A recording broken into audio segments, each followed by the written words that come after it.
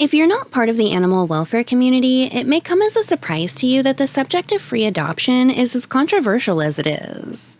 Until I started this, I had no idea it was even a topic of discussion. Even if you're not part of the community, if you've ever tried to rehome a pet or find a home for a stray kitten, you may already know what I'm talking about. Because of the sensitive nature of the topic at hand, I do want to start this off by saying viewer discretion is advised. I'm not looking to rage bait or engagement farm such a serious issue, so I'm going to turn off the comments. I already know the conversation usually devolves into hateful squabbling in the comment sections, and that's not productive, so I'm shutting it down preemptively. I have no interest in going back and forth over this either. I'm just here to say my piece and move along. If you've got something super important to say, make your own video about it, I guess. People frequently make the argument that not charging a rehoming or adoption fee increases the likelihood that an animal will be abused or neglected. This opinion isn't backed up by any hard data or numbers, it's based entirely on how people feel about it. In fact, the only stats I have found contradict this opinion entirely. This is another one of those arguments that I would deem as specious. It seems true on the surface, but if you think about it for a second, it falls apart.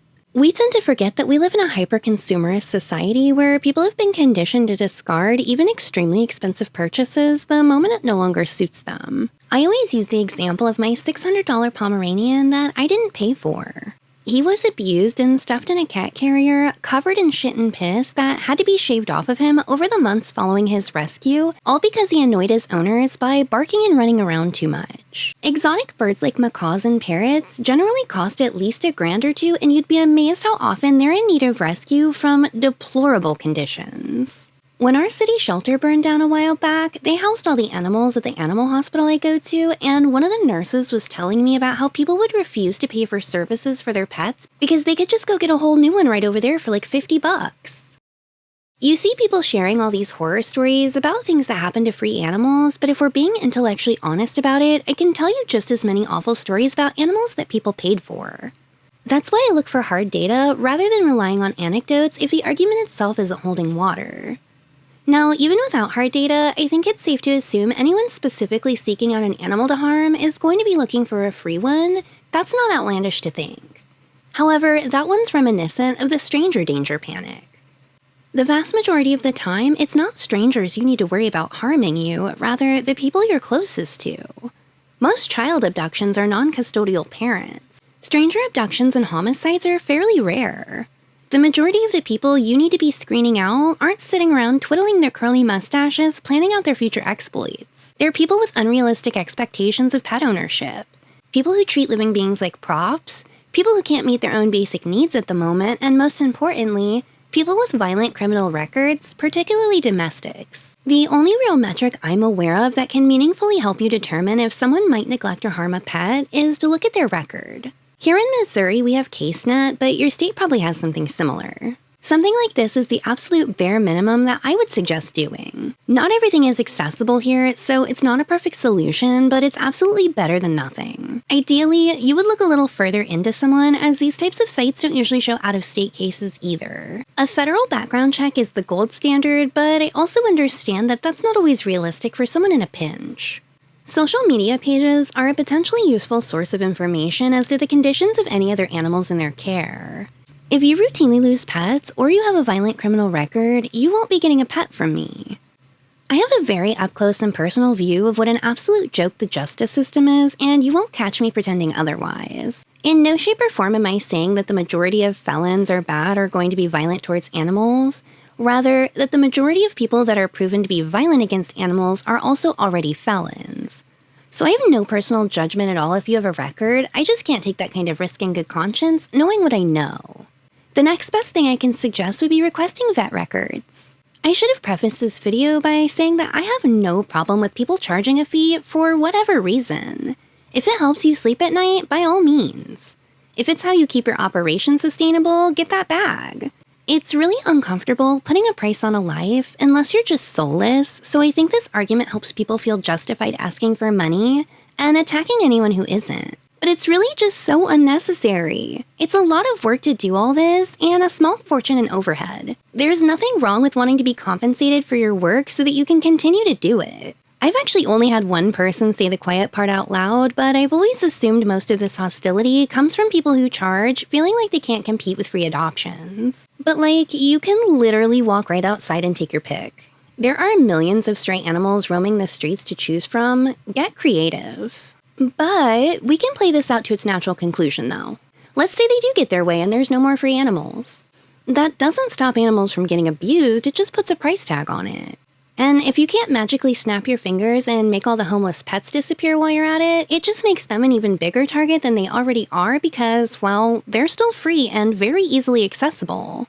It reminds me of a conversation that I've really only ever heard in the context of assaulting women, but the argument applies the same way here. When we police how women behave, dress, or tell them things like take self-defense classes or carry a weapon as a remedy to being attacked, rather than putting the onus on the people doing the harm, it implies you just have to be careful and bad things probably won't happen to you. And then if it does, you're now open to victim blaming because you should have just taken more precautions.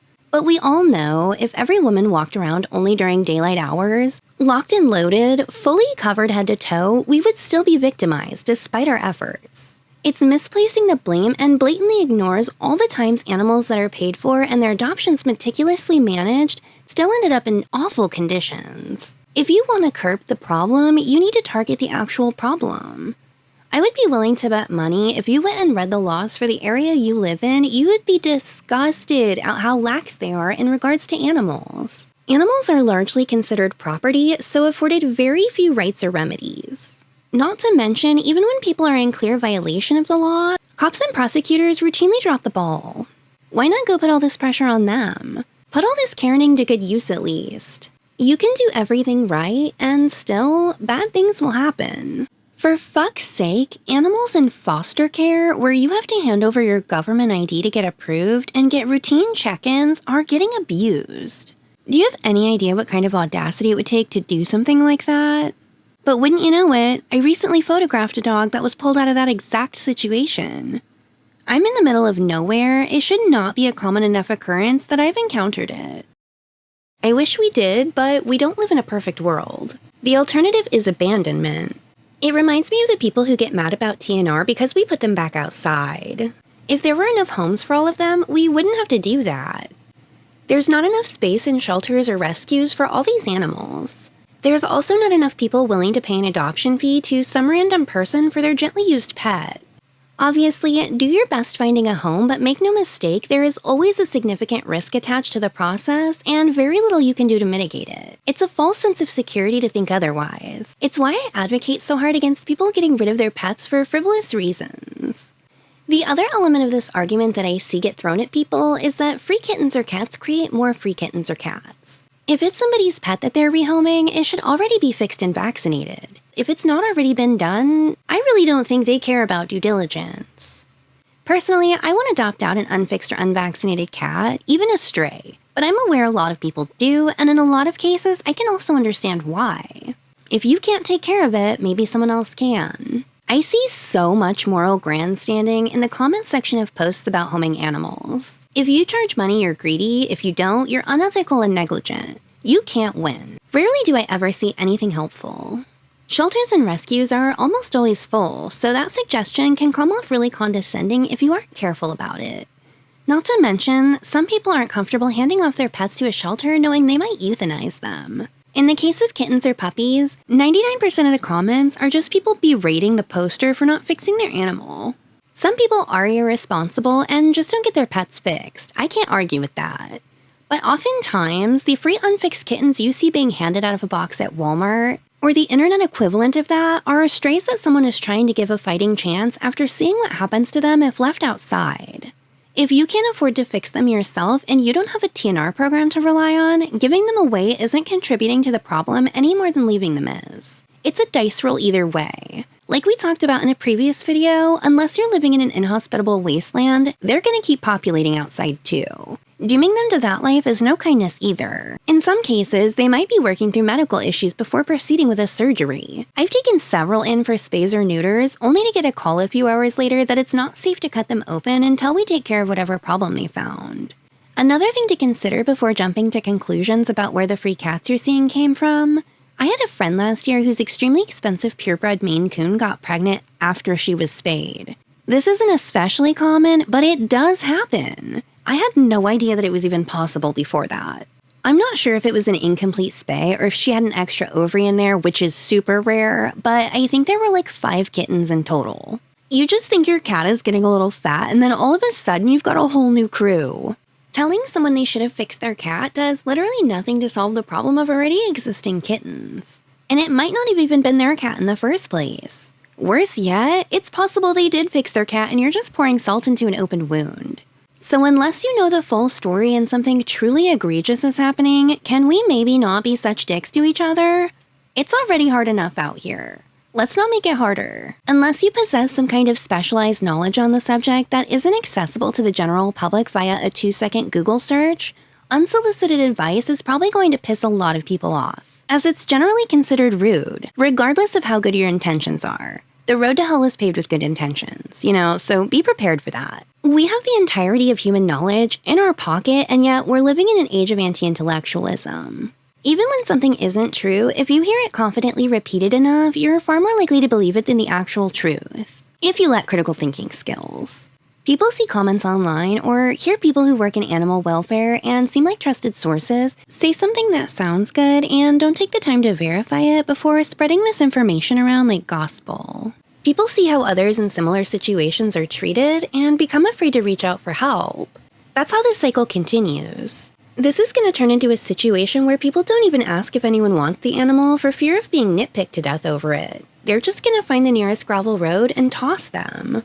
I imagine the type of people who say this stuff are more concerned with moral superiority than the truth and are highly unlikely to be convinced of things they don't already agree with, regardless of how much evidence you present. I don't expect this to change anyone's mind, but it makes it much easier for me to have a video to point to when people ask me questions about why we do free adoptions when they're as controversial as they are. I'll leave you guys some links in the description if you want to do some further reading on this topic for yourselves. But that's all I have for this one.